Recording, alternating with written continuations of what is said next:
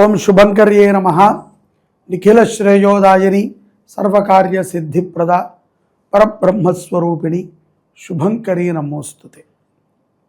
2026వ సంవత్సరము జనవరి నుంచి డిసెంబర్ వరకు కూడా ధనుస్సు రాశి వారికి గోచార ఫలితాలు ఏ విధంగా ఉన్నాయో తెలియచేస్తున్నాము. శ్రద్ధగా ఆలకించండి. ఈ యొక్క ధనుస్సు రాశి వారికి ఆదాయము 14, వ్యయం 11, రాజ్యపూజ్యం 1, అవమానం 2. ఈ యొక్క రానున్న సంవత్సరం పేరు శ్రీ పరాభవ నామ సంవత్సరం. అది మనకి ఉగాదితో ప్రారంభమైనప్పటికీ ఈ ఆంగ్ల సంవత్సరముని చాలామంది ఆచరణ చేస్తూ ఉంటారు. ఇప్పటి నుంచి ఈ సంవత్సరం అంతా కూడా ఎలా ఉంది మన ఫైనాన్షియల్ ఇయర్ అని మనం అనుకుంటాం కదా, అది ఎలా ఉంది అనేటువంటిది మనం అందరము కూడా పరిశీలన చేసుకుంటూ ఉంటాం. ఈ సంవత్సరంలో దృఢమైనటువంటి నిర్ణయాలని ధనుస్సు రాశి వారు తీసుకుంటారు. అలాగే ఈ నిర్ణయాలని తీసుకునేటువంటి సందర్భంలో శత్రువులని పెంచుకుంటూ ఉంటారు. కాబట్టి ఎవరితో కూడా శత్రుత్వం ఉండకూడదు. ఎటువంటి శేషము కూడా మనకి ఉండటము ద్వారా మళ్ళీ మనము జన్మనెత్తాల్సి వస్తుంది. కాబట్టి ఎవరిని కూడా ధనుసు రాశి వారు వీరు నా శత్రువులు అని మాత్రం అనుకోకండి. స్త్రీ పురుషులు ఎవరైనా సరే శత్రువుల లేకుండా ఉండటము చాలా గొప్ప విషయం. ఏదో మనం ఎవరికైనా శత్రువుగా ఉండొచ్చు, అది వారి ప్రారంభం, మనం పెట్టుకోవద్దు. దీని ద్వారా కొన్ని ఆటంకాలు వస్తూ ఉంటాయి. ఎందుకంటే ధనుస్సు రాశి వారికి ఈ సంవత్సరము ద్వితీయ తృతీయ స్థానాలలో రాహు సంచారం ఉంటుంది, చతుర్థములో శని సంచారం ఉంటుంది, అష్టమంలో భాగ్యస్థానంలో గురు సంచారం ఉంటుంది, కేతువు అష్టమ భాగ్యస్థానాలలో సంచరిస్తూ ఉంటారు. దీని ప్రభావం చేత కొంత మగత నిర్ణయాలు ఉంటాయి. ఏ పని చేద్దామన్నా సరే కొంత సాగదింపు, దేనికి ఉత్సాహం లేకపోవటము, ఆ లాస్ట్ మూమెంట్కి కూడా ఉత్సాహం రాదు, నిరుత్సాహపడటము, అపజయాలు అవుతాయి అనేటువంటి ఒక చెడు భావన మనకి రావటము, ప్రయత్న లోపము, కొన్ని అప్రయత్నముగా యాదృచ్ఛికంగా అంటారు కదా, అలా మనకి ఏదో కలిసి వచ్చినప్పుడు బాగానే ఉంటుంది, దానిని కూడా ఏదో సంతృప్తిగా పొందలేకపోవటము, కొంత ఇబ్బందికర వాతావరణము చేకూరటం ఉంటుంది. ఈ యొక్క తృతీయ స్థానంలో రాహు సంచారం వలన వివాహం అయినటువంటి స్త్రీలకు కానీ పురుషులకు కానీ నూతనముగా కొంత సంసారములో జంజాటము, తరచూ ఏదో ఒక కొట్లాట, ఏదో ఒక భయము, వదిలిపెట్టి వెళ్ళిపోతారేమో, లేకపోతే వదిలించుకోవాలేమో, వదిలించుకున్నా కలుపుకోలేనటువంటి తత్వము, ఇవన్నీ ఉంటాయి. ఈ యొక్క సంసార విషయంలో మాత్రము గోచారము చెప్పినా, సదాచారము చెప్పినా, మన జన్మజాతకము చెప్పినా నేను మాత్రం మీకు ఒక సలహా ఇస్తున్నా. ప్రతి ఒక్కరము వివాహం చేసుకుంటాం, స్త్రీ పురుషులం. చేసుకున్న తర్వాత ఈ భార్యాభర్తలని వాళ్ళ జీవితం వాళ్ళని బతికే విధంగా మనం వాళ్ళకి సహకరించాలి. ప్రతిదీ మనం తెలుసుకుంటాం ద్వారా తల్లిదండ్రులు కానీ అత్తమామలు కానీ వారికి ఏదో ఒకటి స్పూన్ ఫీడింగ్ అంటారు కదా, చెడునో మంచునో మనం ఎక్కిస్తాం. ఇది వాళ్ళు తీసుకునే విధంగా ఉండట్ల. సమాజంలో చాలామంది విడిపోవటానికి ఇదే ఒక కారణమవుతుంది.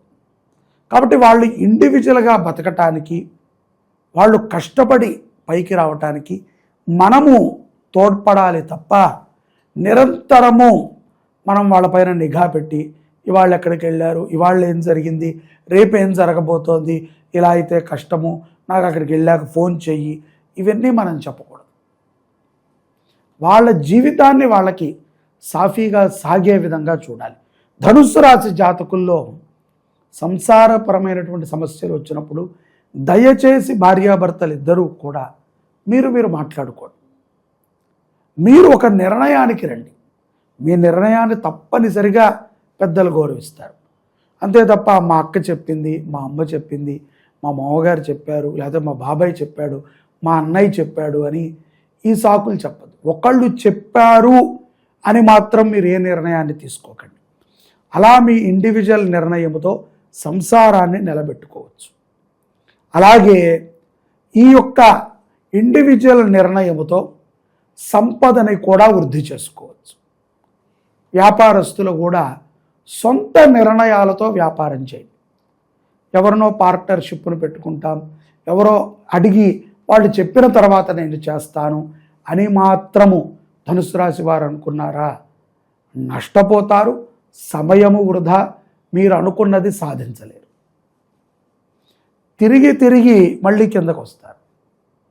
కాబట్టి ప్రతి ఒక్కరూ ధనుసు రాశిలో ఉన్నటువంటి వారు ఇండివిజువల్ నిర్ణయాలను తీసుకుంటానికి ఆలోచన చేయండి.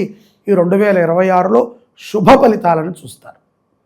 ఆరోగ్య విషయంలో కూడా భయము ఎక్కువగా మిమ్మల్ని వెంటాడుతూ ఉంటుంది.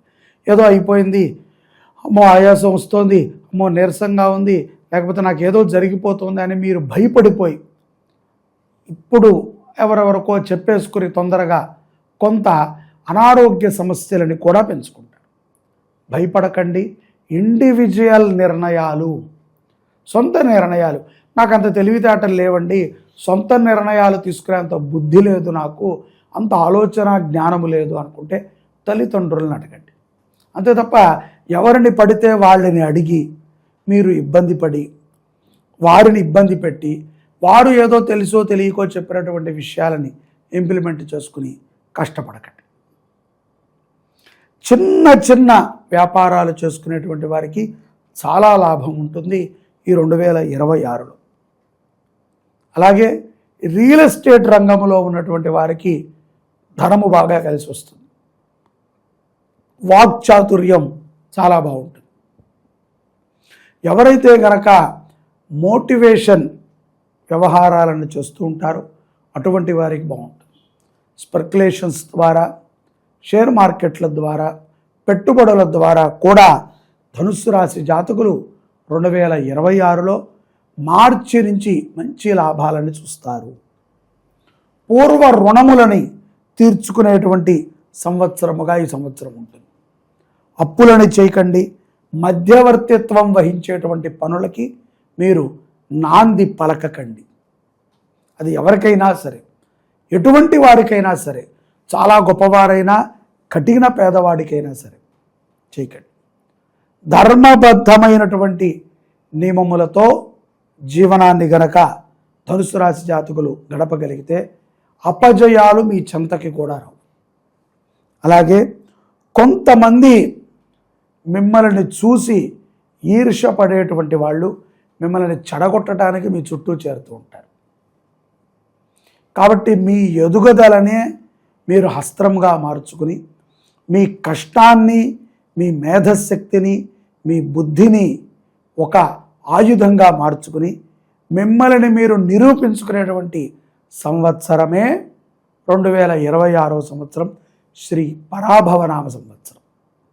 ఈ సంవత్సరంలో చాలా గొప్ప ఫలితాలని మీరు చూడబోతున్నారు. జీవిత భాగస్వామితో అన్యోన్య దాంపత్యములో చాలా మార్పులు జూలై మాసం తర్వాత మీకు సంభవిస్తాయి. శుభకార్యాలలో మీ వంతు బాధ్యతను మీరు తీసుకుని నిర్వర్తించండి. బద్ధకాన్ని వేడండి. ముఖ్యంగా మద్యమాంసాలని సేవించేటువంటి ధనుస్సు రాశి జాతకులు చాలా జాగ్రత్తగా ఉండాలి. ఈ యొక్క ఆహారానికి సంబంధించినటువంటి కొన్ని రోగాలు మీకు వ్యాప్తి చెందుతాయి. తద్వారా చాలా ఇబ్బంది పడాల్సి వస్తుంది. ఉన్న ధనమంతా కూడా ఒక్కొక్కసారి ఆవిరైపోతుందా, బాగా ఖర్చు అయిపోతుందని టెన్షన్ తీసుకుంటారు. దాంట్లో కోపం పెరగటము, ఆ కోపముతో బంధుమిత్రుల్ని, తల్లిదండ్రుల్ని, భార్యాపిల్లల్ని కూడా ఏం మాట్లాడుతున్నామో తెలియకుండా మాట్లాడటం జరుగుతుంది. ఆవేశపూరితం. తర్వాత ఒక గంట ఆగి నిదానంగా కూర్చుని ఆలోచిస్తే ఏంటి నేనైనా ఇలా ప్రవర్తించాను అని పశ్చాత్తాపడుతూ ఉంటారు. ఈ సంవత్సరము శివారాధన మీకు ఎంతగానో ఉపయోగపడుతుంది. సంవత్సరం మొత్తము కూడా శివుడిని ఎక్కువగా ఆరాధన చేయండి. అలాగే సోమవారము పూట మీకు తెలిసినటువంటి గోశాలలో గోవులకి కొంత సేవని చేయండి. కాయకూరలని కానీ పచ్చిగడ్డిని కానీ సమర్పణ చేయండి. తద్వారా ఎన్నో గొప్ప విశేషమైనటువంటి ఫలితాలని ధనుస్సు రాశి జాతకులు 2026 సంవత్సరంలో పొందుతారు. భారతమాతాకి జై. జై గోమాత. సర్వే జనాః సుఖినో భవంతు.